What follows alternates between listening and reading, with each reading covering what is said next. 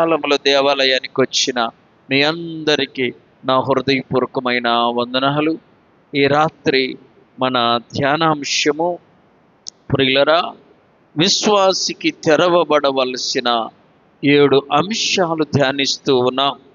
విశ్వాసికి తెరవబడవలసిన 7 అంశాలు చెప్పాను, మరలా చెప్పుకుందాం.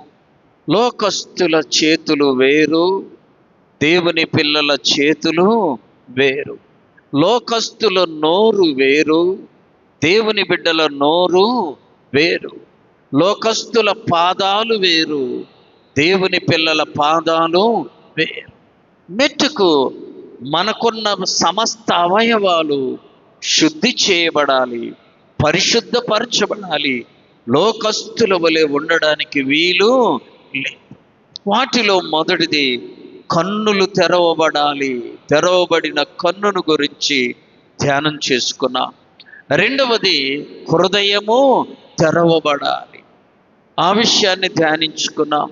మూడవది మనసు తెరవబడాలి. 3 విషయాలు చెప్పుకున్నాం. తెరవబడిన కన్నులు, తెరవబడిన హృదయము, తెరవబడిన మనస్సు. ఇవి తెరవబడినప్పుడే నీ మనస్సు లోకస్తుల మనస్సు వలె ఉండదు. నీ కన్నులు తెరవబడినప్పుడు నీ కన్నులు లోకస్తుల కన్నుల వలె ఉండవు. నీ యొక్క హృదయము తెరవబడినప్పుడు లోకస్తుల వలె నీ హృదయము ఉండదు. ప్రత్యేకించబడిన కన్నులు, ప్రత్యేకించబడిన హృదయం, ప్రత్యేకించబడిన మనస్సు, ఈ విషయాలు మనం ధ్యానం చేసుకున్నాం. జరిగిన విషయం కూడా చెప్పా. ఆ అమ్మాయి హోటల్లో పని చేస్తుంది కానీ ఆమె హృదయము అందరి లోకస్తుల వలె ఉండినది కాదు. ఆమె కన్నులు లోకస్తుల వలె కలిగిన కన్నులు కావు. ఆమె యొక్క మనస్సు లోకస్తుల వలె మనస్సు కలిగినది కాదు. కనుకనే అపరిశుద్ధంగా ఉన్న, జీతం కట్ చేస్తానని చెప్పిన ఆ యొక్క పేదరికముగా కనబడిన వ్యక్తికి తను వడ్డించవలసినది వడ్డించింది. జీతం కట్ చేస్తానన్న లెక్క చేయలా, అతనికి ఏమి పెట్టాలో అది పెట్టి తుదకు దేవుడు ఆమెను ఆ స్థితి నుండి హెచ్చించి మేనేజర్గా హోటల్లోనే సిద్ధపరిచా. ప్రియులరా, మన కన్నులు, మన హృదయము, మన మనస్సు తెరవబడినదిగా ఉండునుగాక. ఆమేన్. 4వది చూడండి, తెరవబడిన చెవి. యోబు గ్రంథం 36వ అధ్యాయము 10వ వచనము. యోబు గ్రంథం 36వ అధ్యాయం 10వ వచనం.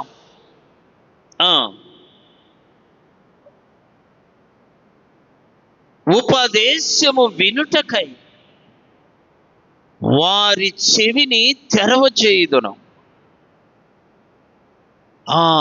ఉపదేశము వినడానికి మన చెవులను సిద్ధపరచుకోవాలి. ఆమేన్. మన చెవులు దేవుని ఉపదేశము వినడానికి మన చెవులను మనము సిద్ధపరచుకోవాలి. ఏమి వింటున్నావు? రోజు లేచినది మొదలు పడుకునే వరకు అనేక విషయాలు వింటాం, చాలా మాటలు వింటాం. పడుకున్నాక ఒక విషయం ఆలోచించాలి. ఏంటో తెలుసా? ఈరోజు ఎన్ని మాటలు విన్నాము, ఎన్ని విషయాలు విన్నాము, వీటి వలన ఏమైనా ప్రయోజనము ఉందా లేదా అని మనల్ని మనము పరీక్షించుకోవాలి. చెవి చాలా ప్రాముఖ్యమైనది. చూడండి, ఈ భూమి మీద గొడవ రాకుండా ఉండే సంసారము లేక ఇల్లు లేక సంబంధం ఏదంటే భర్త చెవిటోడైతే గొడవ ఉండదంట. అర్థమైందా? ఏమి గొనిగినా, ఏమి తిట్టినా, ఏమన్నా వాడికి ఏమిది వినబడదు, చెవుడు. కాబట్టి సమస్య ఏమీ ఉండదు. అలాగే భార్య కూడా గుడ్డిదై ఉండాలంట. గుడ్డిదనుకో, గోల్డ్ షాప్ చుట్టూ తిప్పినా చెప్పాలి, కనబడదు, కొనియమని ఆడట. కాబట్టి గుడ్డి పెళ్ళాము చెవిటి మొగుడు ఉంటుంటే అసలు గొడవ ఉండదంట. అర్థమైందా? అయితే ఈ చెవిని లోక సంబంధమైన విషయాలకు ఆ రీతిగా సిద్ధపరచుకోవాలి. చెడు ఎక్కడైనా నీకు వినపడుతుంటే నీవు అక్కడుండి వెళ్ళిపోవాలి. నీ చెవుల ద్వారా ఆ విషయాలను నీవు లోపలికి చేర్చుకోకూడదు. అందుకని యోబు గారు అంటున్నాడు, ఉపదేశమును వినడానికి చెవిని తెరవజేస్తాను. వింటున్నావా ఉపదేశం? ఒక సహోదరి అంటుంది, అయ్యా ఈ రోజులో 10 నిమిషాలే విన్నాను వాక్యం. రోజు గంట వినేదాన్ని, ఈరోజు 10 నిమిషాలే విన్నా. చాలా అసంతృప్తిగా ఉందయ్యా. గంట సేపు వాక్యము వింటేనే నాకు బాగుంటుంది. ఎవరికైనా వచ్చింది ఈ ఆలోచన? ఎవరైనా ఇలాంటి ఆలోచన చేశారా? నీ చెవితో ఉపదేశాలు వినాలి. ఆమేన్. తిమోతి పత్రికలో పౌలు గారు తిమోతికి పత్రికను వ్రాస్తూ అంటాడు, తిమోతి, అంత్యకాలములో, అంత్య దినాలలో జనాలు దురద చెవులు కలిగిన వారై ఉంటారంట. ఏ చెవులు చెప్పాలి? ఏ చెవులు? దురద చెవులు.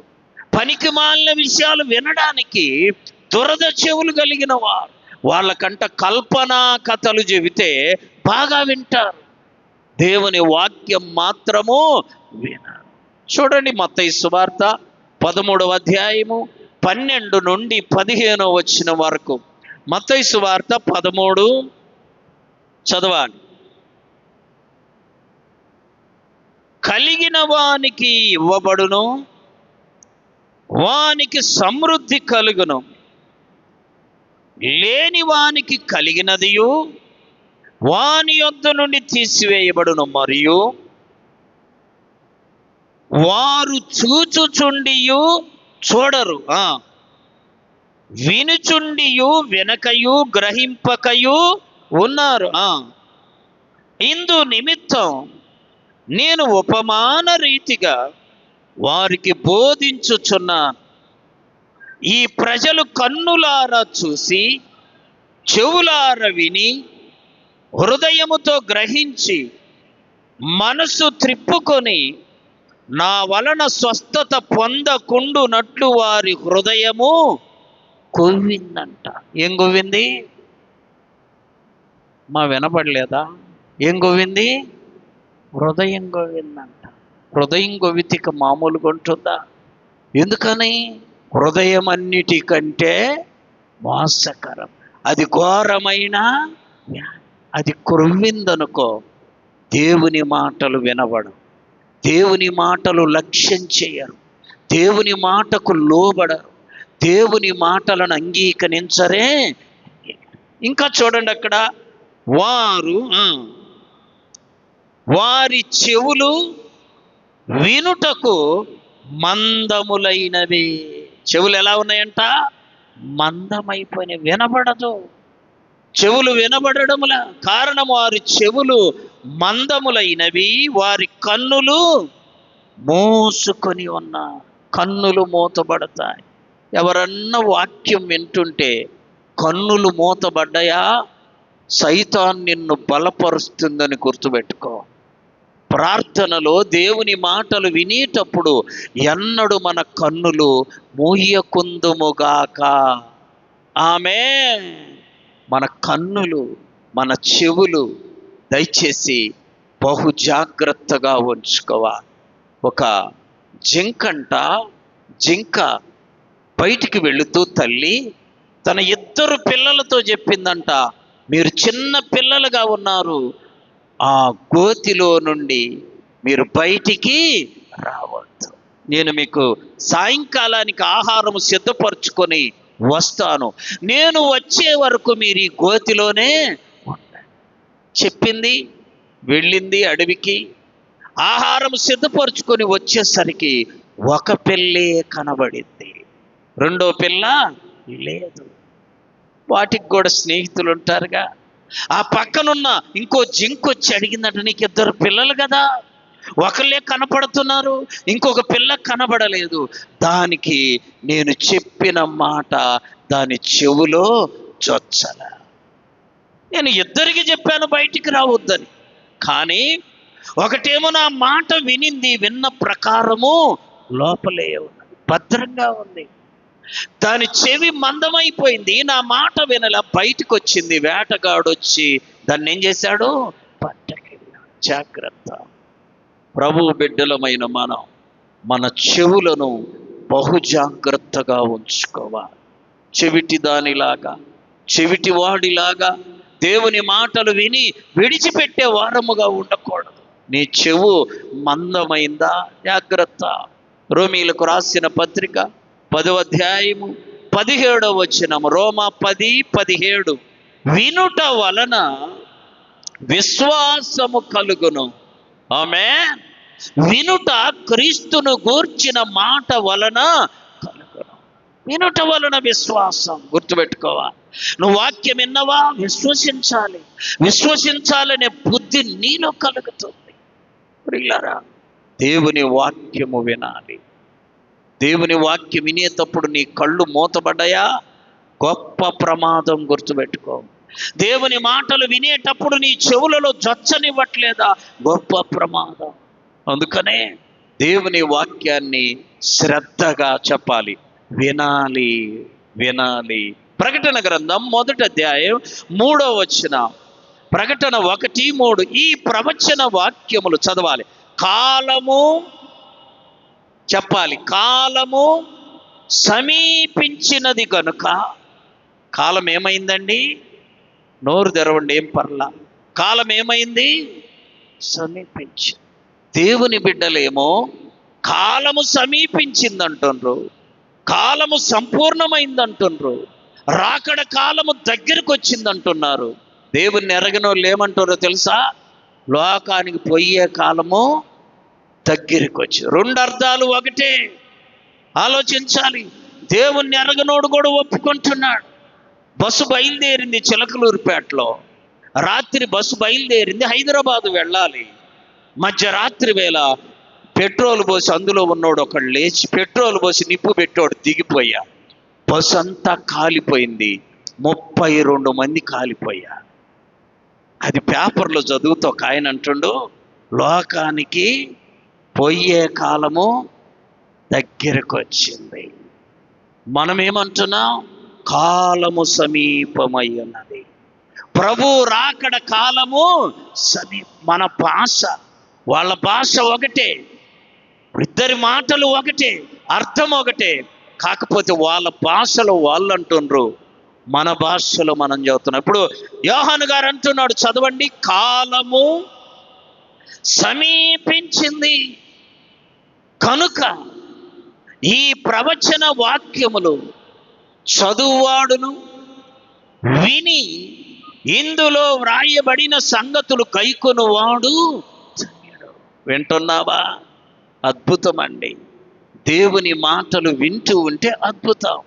నేను వేకువజామున వాక్యం చెప్తే ఒక ఆమె వైశ్యాసు ఆమె అంటుందయ్యా, మంచి మాటలు చెబుతావయ్యా, ఉదయాన్నే మంచి మాటలు చెబుతావయ్యా, నువ్వు పాడుతుంటే పక్షులాలకి ఇచ్చినట్టుంటాయ్యా, చాలా మంచిదయ్యా. మనోడు ఎవడు ఆ మాట అండు? యేసు ప్రభు బిడ్డలమని చెప్పుకున్నోడు ఎవడు ఆ మాట అనంగా నేను వినలా. దేవుని ఎరగనోళ్ళు ఉన్నారే, వాళ్ళు అంటున్నారు మంచి విషయాలయ్యా, మంచి మాటలయ్యా. మనోళ్ళు సౌండ్ తగ్గి సౌండ్ పెరిగింది, ఏంది ఎక్కువసేపు చెప్పండి ఈ మాట. జాగ్రత్త. దేవుడు అంటున్నాడు, సమయము సమీపించినది కనుక ఈ ప్రవచన వాక్యములు చదువువాడు చెప్పాలి, వినువాడు విని ఇందులో వ్రాయబడిన సంగతులు గైకొనువాడు ఈ జాబితాలో నువ్వు ఉండాలి. ఆమేన్. ఈ గుంపులో నువ్వు ఉండాలి. ఆమేన్. ఈ జనాభా లెక్కలో నువ్వు ఉండాలి. ధన్యత నీకొస్తుంది. అందుకని చెవు చాలా ప్రాముఖ్యమైనది. చదవండి. వాక్యంలో మనం చూస్తే యోబు గ్రంథము 33వ అధ్యాయము 18వ వచనం. యోబు గ్రంథం 33:18. తాము తలచిన కార్యం వారు మానుకొన చేయునట్లు, కాపాడునట్లు, తప్పించునట్లు ఆ వారి చెవులను తెరవచేయును. దేవుడు చాలా వాక్యాన్ని నీ దగ్గరికి పంపిస్తున్నాడు. చాలా వాక్యాలు నీ చెవు దగ్గరికి వస్తున్నాయి. చాలా విషయాలు నీ చెవు దగ్గరికి వస్తున్నాయి. గుర్తుపెట్టుకోవా, వాటిని నీవు నిర్లక్ష్యం చేయకూడదు. చేశావా, ప్రభు సన్నిధిలో రేపు ఆయన అడుగుతాడు. నేను పెందల కడనే లేచి నా మాటలు వినిపించాను, నీ వాటిని వినలా. దేవుని మాటలు జాగ్రత్తగా వినమ్మా. అప్పుడు నిన్ను నీ కుటుంబాన్ని నీవు కాపాడుకొందువుగాక. ఆమేన్. ప్రియులారా గమనించండి, అదే అధ్యాయం 31వ వచనం, యోబు గ్రంథం 33, 31 చదవాలి. యోబు, అమ్మా చెవిన పెట్టుము, నా మాట ఆలకింపుము, మౌనముగా ఉండుము, నేను మాట్లాడేదను. దేవుడు ఏం చెబితే విందామా అని నీ చెవులను సిద్ధపరచుకోవాలి. ఆమె చూడండి, వినుట జ్ఞానవంతుని లక్షణమంట, మాట్లాడడము అజ్ఞాని లక్షణం. వినడమేమో జ్ఞానవంతుని అలవాటు, మాట్లాడటము అజ్ఞానుని వంతుని అలవాటు. అందుకని వినుటకు నిదానించాలి, మాట్లాడుటకు నిదానించాలి, వినుటకు వేగిరపడాలి, తొందరపడాలి. వినడం చాలా ప్రాముఖ్యం. వినడం నువ్వు సరిగా వినకపోతే చాలా ప్రమాదం ఉండేది. ప్రియులారా, పూర్వమట ఒక అమెరికా ద్వారా ఒక పాస్టర్కు ఒక ప్యాంట్ ఇచ్చాడంట. ఏంటిది? ప్యాంట్ ఇస్తే ఆ ప్యాంట్ వేసుకుంటే చాలా పొడుగు, మనమేం పొట్టోళ్ళం, వాళ్ళేమో పొడుగు. ఆ పొడవు ప్యాంటును వేసుకొని ఆయన భార్యకి చెప్పాడంట, రేపు ఆదివారం నేను ఈ ప్యాంట్ వేసుకోవాలి, నువ్వు నా పాత ప్యాంటు సైజ్ చూసి దాని ప్రకారం పొడవును ఏం చేయాలి, కత్తిరించమా. ఈమెకు చెబితే ఈమె ఏం చేసింది? విన్నది కానీ అమ్మా బిడ్డకు చెప్పింది. విన్నది, ఈమె కట్ చేయకుండా ఏం చెప్పింది? బిడ్డను కట్ చేయమని. బిడ్డ ఆ ప్యాంటు వాళ్ళ నాన్న సైజ్ చూసుకొని కట్ చేసింది, కుట్టింది, ఆడబెట్టి.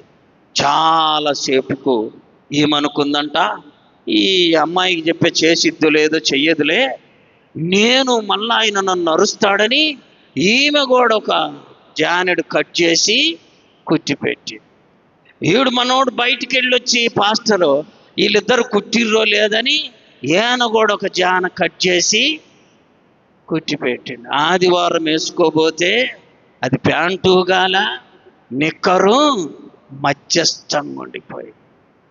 తల్లి చెప్పిన మాట కుమార్తె విని చేసి మరల తల్లికి చెప్పింది. వీళ్ళిద్దరూ చేసి, అయ్యా నువ్వు చెప్పినట్టు మేము చేసామని ఆయనకు చెప్పింది.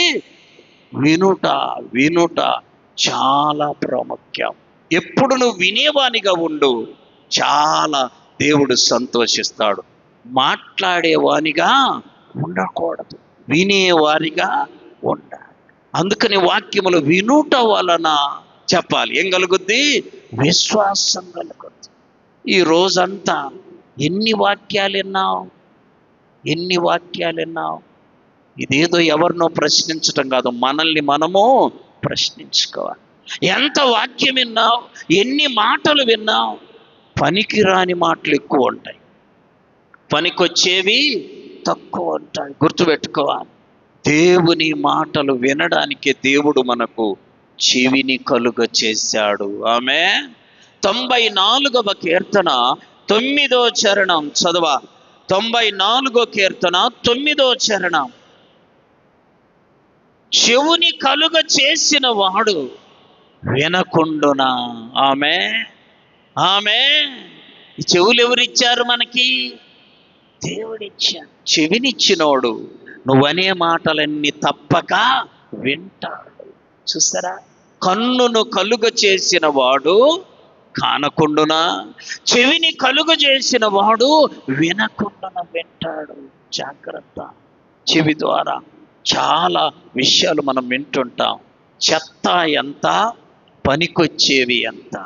పనికొచ్చేవి ఎక్కువగా మనము వినాలి. చాలామంది ఒక ఊరిలో ఒక ఆమె ప్రార్థనకు పోతా అంటా ఉంటే భర్త ఈ రోజు వద్దులని చాలాసేపు చెప్పాడంట. గొడవాడి మరీ వచ్చింది, నేను ప్రార్థనకి వెళ్తాను. సరే వచ్చింది, వాక్యం విన్నది. ఇంటికి పోగానే భర్త అడిగా, ఏం వాక్యం చెప్పాడో చెప్పమ్మా అంటే, ఏదో చెప్పాడు కానీ బాగా చెప్పిండంట. ఏందంట, ఏదో చెప్పాడు కానీ ఏం చెప్పాడు? నీ చెవితో ఏమి వినాలో అది ఖచ్చితంగా వాక్యము విని నీ హృదయంలో దాన్ని ఏం చేయాలి? భద్రము చేసుకోవాలి. సామెతల గ్రంథం 3వ అధ్యాయం చదవాలి.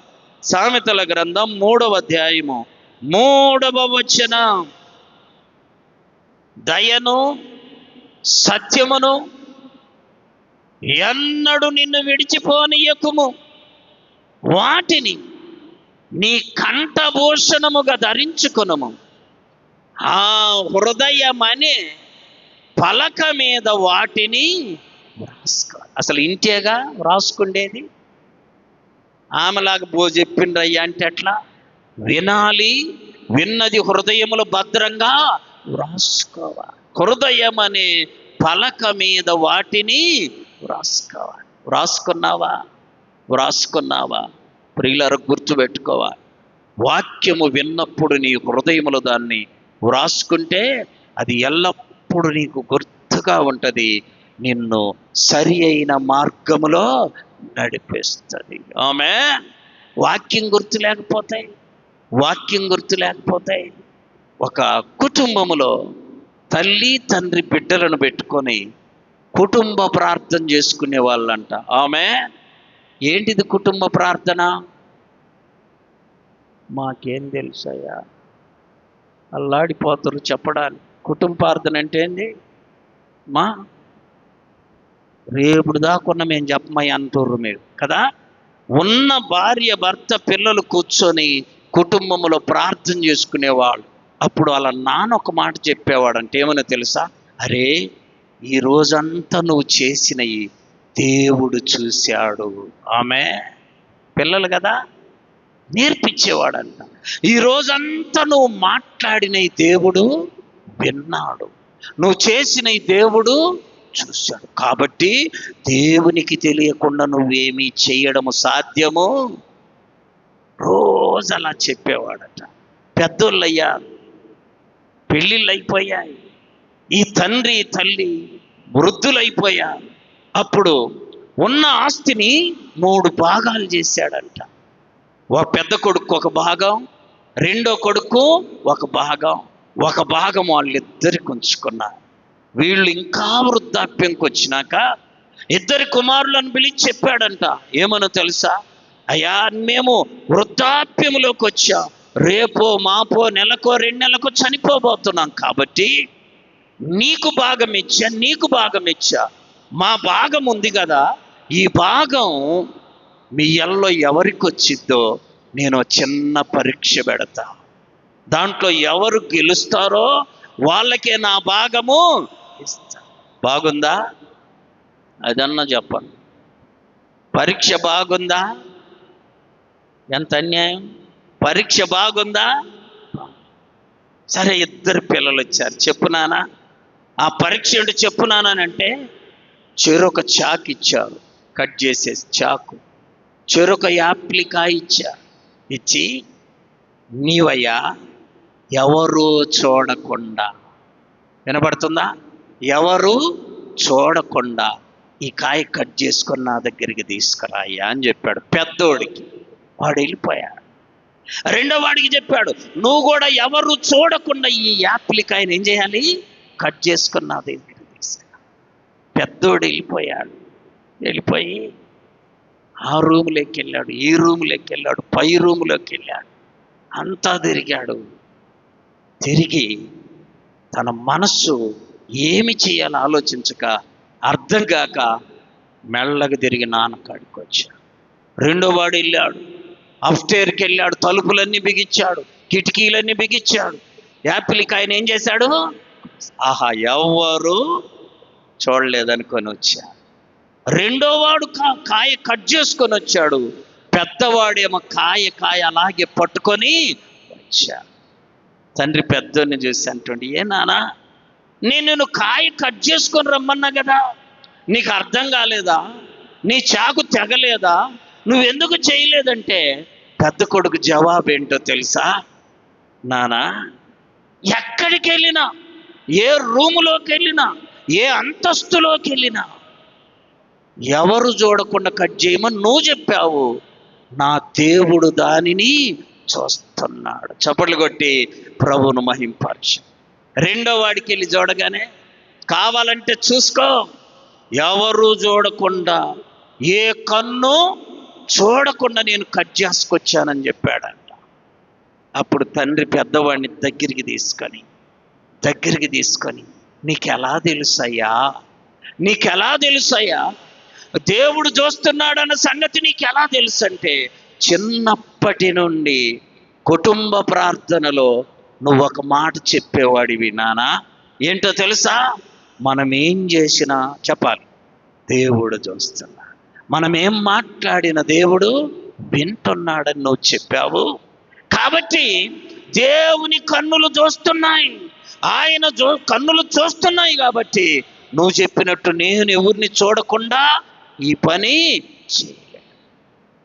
నిన్ను అడిగి దేవుని కన్నులు చూస్తే పర్లా, మనుషులు చూడకుండా కట్ చేసుకురమ్మని చెబుతావేమో, నిన్ను అడిగి వెళ్దామని వచ్చా.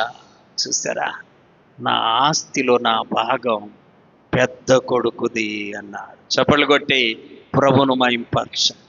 ఈనాడు లోకములో ఎక్కువ పాపాలు ఎవరు చూడట్లేదులే, ఎవరు వినట్లేదులే. మేం చేసేది ఎవరు చూడట్లేదు అనుకునేవారు, మేం మాట్లాడేది ఎవరు వినట్లేదు అనుకునేవారు చాలా మంది ఉన్నారు. జాగ్రత్త, మనం ఏం చేసినా ఆయన చూస్తూ ఉన్నాడు, మనం ఏం మాట్లాడినా ఆయన వింటూ ఉన్నాడు. వాక్యం చూసాం కదా, కన్నును కలుగ చేసిన వాడు కానకుండునా, చెవిని నిర్మించిన వాడు వినకుండునా. ఆయన వింటున్నాడు, చెప్పాలి, ఆయన చూస్తున్నాడు.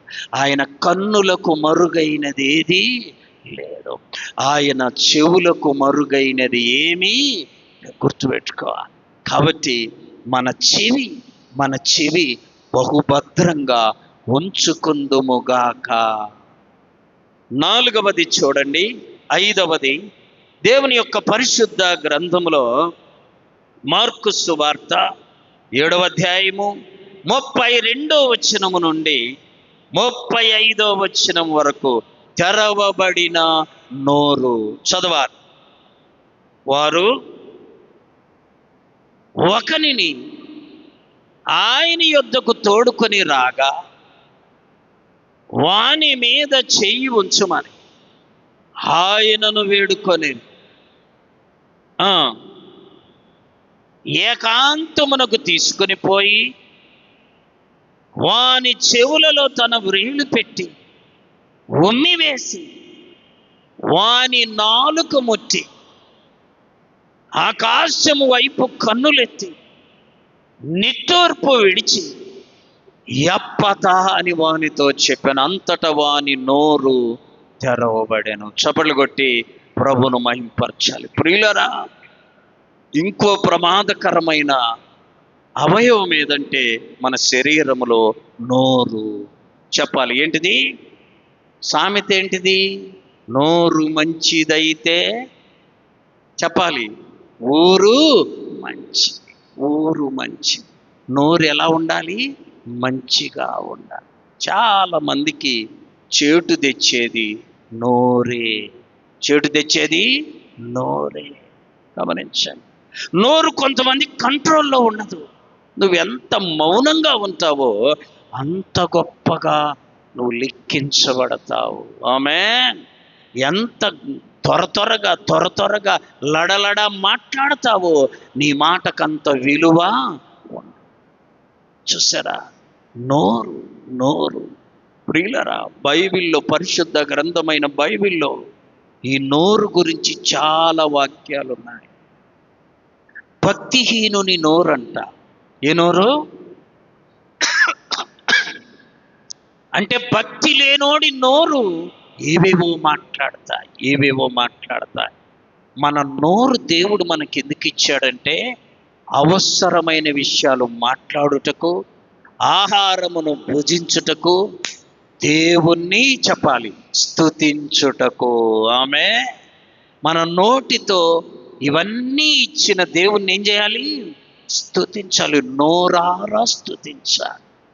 కానీ ప్రార్థనలో నోరారు స్తుతించరు, కానీ మిగతా విషయాలన్నీ నోరారా మాట్లాడతారు. నోరు చాలా జాగ్రత్తగా నువ్వు కాపాడుకుంటే నీ వీపుకు దెబ్బలు రావంట. ఆమె చూడండి, చాలా చోట్ల నోరే దెబ్బలు తెస్తుంది. నోరే ఇచ్చేది కూడా పోగొట్టుకుంటుంది. నోరే తనకు రావలసిన దాన్ని కూడా కోల్పోయేలా చేస్తుంది. గుర్తుపెట్టుకోవాలి. ఒక రాజు ఒక దేశములో చెరసాల దగ్గరికి వెళ్ళాడంట. ఎక్కడికి? చెరసాల దగ్గరికి వెళ్ళి ఒక్కొక్కరిని పిలవమన్నాడు. మొదటోని పిలిచాడు. పిలవగానే, అరే 7 ఏళ్ళు శిక్ష పడిందిరా, ఎందుకు ఈ నేరం చేశావు అని అంటే, అమ్మ తోడయ్యా నేనే నేరము చేయల, అన్యాయంగా నన్ను జైలు వేశారయ్యా. ఆ మాట చెప్పగానే రాజు అన్నాడట, సరే వీడిని లోపలికి పంపించా. రెండో వాడిని పిలిచారు. అయ్యా నువ్వు ఎందుకురా ఇలా చెరసాలకు వచ్చావు, ఏం చేశావంటే, అసలు నేను సరిగా నన్ను తీర్పు తీర్చడం చేత కాలేదండి, సరిగా విచారించలేదండి, నాకు అన్యాయంగా శిక్ష చేశారు. వీడదే మాట 4-5 అలాగే చెప్పా. ఒకడు వచ్చాడంట, వినండి. రాగానే, అయ్యా ఎందుకు వచ్చావు జైలుకు, నువ్వేమి నేరం చేశావు, ఎందుకు ఈ చెరసాల్లో ఉంటున్నావు అని అంటే, వాడు చెప్పాడంట, అయ్యా ఈ చెరసాలలో ఉండుటకు నేను అర్హుడిని. ఈ చెరసాలు కదా, ఇంకా పెద్ద శిక్ష ఇయ్యాలయ్యా నన్ను. నేను త్రాగొచ్చి నా బిడ్డను ఆ త్రాగుల్లో అర్థం కాక నా భార్యను కొడుతూ ఆ కోపంలో నా బిడ్డను తీసి గోడకేసి కొట్టా, చనిపోయాడయ్యా. నేను నా సొంత కన్న బిడ్డను చంపుకున్నానయ్యా, ఈ చేతులతో ఘోరమైన పాపం చేశానయ్యా, అందుకనే నేను ఈ శిక్షకు అర్హుడని చెప్పి పెద్దగా ఏడ్చి కన్నీళ్లు కార్చి ఆయనతో చెబుతున్నాడంట, అయ్యా నేనే పుట్టించా, నేనే ఆ బిడ్డను ఏం చేశా, చంపా, దుర్మార్గున్నయ్యా, నాకు ఈ శిక్ష కదా, అసలు ఉరిదీయాలయ్యా నన్ను, ఇంకా దేవుడు ఇలాగైనా బ్రతకనిస్తుంది. వెంటనే ఆ రాజుగారు వీడిని విడుదల చేసి బయటికి పంపాడు. తేడా మొదటోడికి వీడికి తేడా చెప్పాలి. ఏంటిదమ్మా? నోరు. తేడా ఏంటిది? నోరు.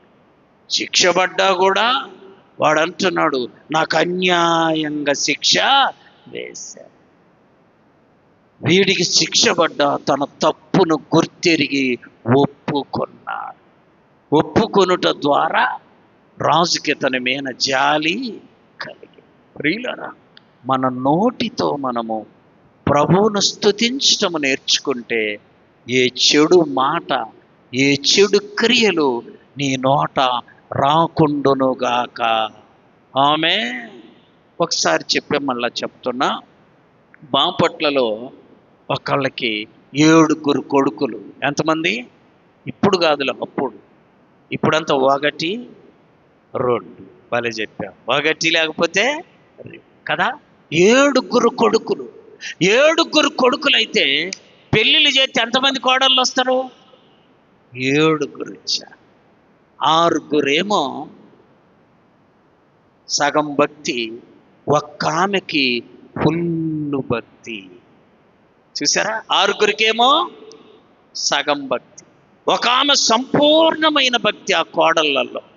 చూడండి, ఈ అత్త ఎవరిని ప్రేమిస్తుంది చెప్పండమ్మా?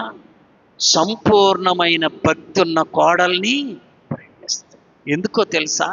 అత్త పరిపూర్ణమైన భక్తి పరురాలు. చప్పట్లు కొట్టి ప్రభును మహింపరచాలి. అత్తలు ఎలా ఉండాలి?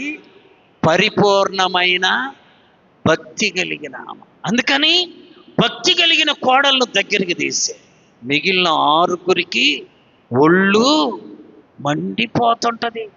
దాన్నే దగ్గరికి తీస్తాం.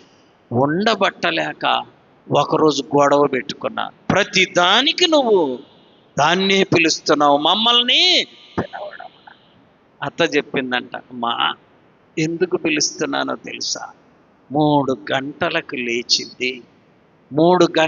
లేచింది మీ అందరి కొరకు చెప్పాలి ప్రార్థన చేస్తా, మా కొరకు ప్రార్థన చేస్తా. మీరు ఎప్పుడన్నా నా కొరకు ప్రార్థన చేశారా? మీ మామ కొరకు ఎప్పుడన్నా ప్రార్థన చేశారా? ఆమె మా ఇద్దరికీ కాదు, మీ అందరి కొరకు ఏం చేస్తుంది? అందుకని ప్రతి దానికి ఆ అమ్మాయిని పిలుచుకుంటున్నా. మీరు కూడా ప్రార్థన చేస్తే మిమ్మల్ని కూడా చెప్పాలి పిలుస్తా అని చెబితే, ఆ రోజు నుండి వాళ్ళు గమనిస్తే 3 గంటలకి ఆమె లేచి అందరి కొరకు చెప్పాలి ప్రార్థన చేస్తా. ఇప్పుడు నేర్చుకుందాం. మన ఇంటిలో ఉన్న వారందరి కొరకు నువ్వు ప్రార్థన చేసే వ్యక్తిగా ఉందువుగాక. నీకోసం కాదు, ఇంట్లో ఉన్న చెప్పాలి అందరి కొరకు. సహజంగా ఒక కోడలు ఇంకో కోడల కొరకు పెద్దగా ప్రార్థన చేస్తుందా?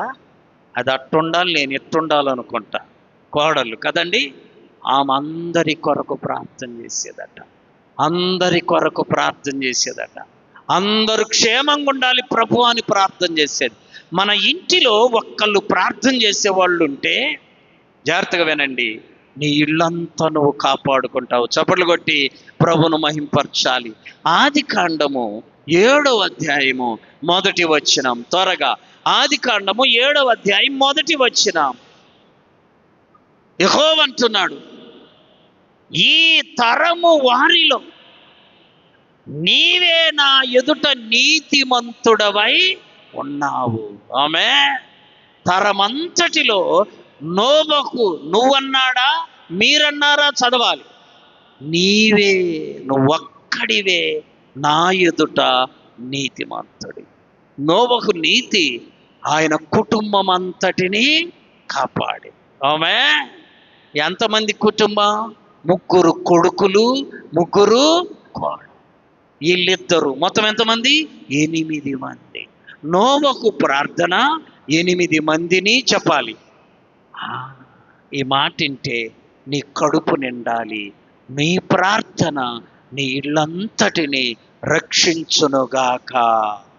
ఆమేన్. నీ ప్రార్థన నీ బిడ్డలకు తోడుగా ఉండునుగాక. నీ ప్రార్థన నీ కుటుంబం అంతటిని కాపాడునుగాక. ఇది క్రమం. నోబకు ఈ తరమంతటిలో నీవే నా ఎదుట నీతిమంతుడివి. నోబకును బట్టి నోబకు భార్య, నోబకును బట్టి నోబు కుమారులు, నోబకును బట్టి నోబకు కోడళ్ళు 8 మంది ఓడలోకి వెళ్ళడం, జలప్రళయాన్ని తప్పించుకున్నారు. గుర్తుపెట్టుకో, నీ ప్రార్థన నీ బిడ్డలకు దీపముగా ఉండునుగాక. ఆమేన్. నీ ప్రార్థన నీ భర్త బయటికి వెళితే క్షేమముగా నడిపించునుగాక. అలా ఉండాలి నీ ప్రార్థన. ప్రియులారా, అలా ఉండాలి అని అంటే వాక్యాన్ని వినాలి, నీ నోటితో ప్రార్థన చెయ్యాలి. వాక్యము ఎత్తి ప్రార్థన చేయాలి. గుర్తుపెట్టుకోవాలి. వాక్యాన్ని జ్ఞాపకం చేసుకుంటూ నీ నోటితో ప్రార్థన చెయ్యాలి. అంతే. ఏదో నీ నోటికొచ్చింది కాదు ప్రార్థన, వాక్యమును ఎత్తి పట్టుకొని ప్రార్థన చెయ్యాలి. ఒక హైదరాబాదులో జరిగిన సంఘటన. 6 లక్షల అప్పు ఉందంట ఒక ఆయనకి. చిన్న ఉద్యోగం, ఏం చేసినా తీరదు అనే పరిస్థితికి వచ్చాడు. వచ్చి సేవకునికి చెప్పాడంట, అయ్యా నా అప్పులు ఎక్కువైపోతున్నాయి, తీరేటట్టు లేవు, నా ఇల్లు అమ్మి నా అప్పులు తీర్చుకుంటా. చెప్పగానే ఆ సేవకుడయ్య ప్రార్థన చేసి సాయంకాలం చెప్తానన్నాడు. చెప్పల. మరుసటి రోజు చెప్తానంటే చెప్పల. 3 దినాలకు చెప్పాడు. ఏమని చెప్పాడో తెలుసా? ఎంత అప్పు ఉన్నాయో అప్పు దేవునికి తెలుసు, దేవునికి తెలుసు. నువ్వు ఒక పని చెయ్యన్నా అని చెప్పి ఏం చెప్పాడో తెలుసా? నా ఆజ్ఞలను అనుసరించి నడుచుకుంటే అనేక జనములకు అప్పిస్తావు గాని అప్పు చెయ్యవు అని ద్వితీయోపదేశకాండం 28వ అధ్యాయంలో నువ్వు చెప్పావయ్యా. నేను ఇయ్యకపోయాను. నాకున్నప్పు తీర్చబడాలని నీవు 3 నెలలు ప్రార్థన చెయ్యయ్యా, దేవుడు తప్పక నీ అప్పును తీరుస్తాడు. వెళ్ళాడు. అదే వాక్యము రోజు తన నోటితో ప్రభు దగ్గర ప్రార్థన చేస్తే 2 నెలలకి అప్పు తీర్చబడింది. చప్పట్లు కొట్టి ప్రభును మహింపరచాలి. ప్రియులరా, ప్రార్థన మన నోటితో దేవుని వాక్యాన్ని జ్ఞాపకం చేసుకొని ప్రభువుకు సమర్పించుదుముగాక. అప్పుడు మన ప్రార్థన దేవుడు ఆలకిస్తాడు. నువ్వెవరి దగ్గరికి అన్నెళ్ళి అయ్యా అప్పి అయ్యా అనేదానికి, మొన్న అప్పిస్తానని చెప్పావయ్యా అందుకని వచ్చానయ్యా అనే దానికి తేడా ఉంది. దేవుడు చెప్పాడు, ముందుగా మనకు అన్నీ చెప్పాడు. చెప్పినవి జ్ఞాపకం చేసి దేవుణ్ణి మనము మన నోటితో ప్రార్థన చెయ్యాలి, దేవుణ్ణి స్తుతించాలి. అప్పుడు మన నోటి ద్వారా పలికింది దేవుడు నెరవేర్చునుగాక. మోకరించండి, ప్రార్థన చేసుకుందాం.